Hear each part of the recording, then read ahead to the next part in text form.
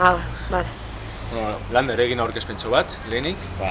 Lander naiz, Santurtzikoa, 30 urte dauzkat, eta orain, ikasten ari naiz euskara. Eta, orain dela urte bete, Berbalaguna izaten animatu zinen. Bai.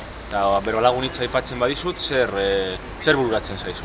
Ez dakit, euskara, lagunak, poteoak, jaiak, mendia, ekintza asko, tailerrak.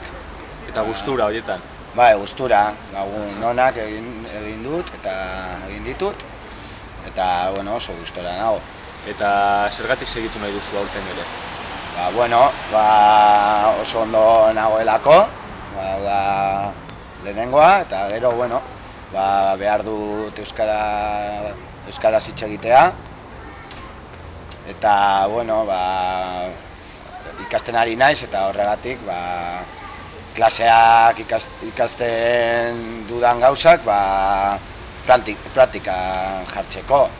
Eta gero, harreman polita egin dut, nire Berbalagunekin, eta oso gustora nago, eta segitu nahi dut. Oso, no?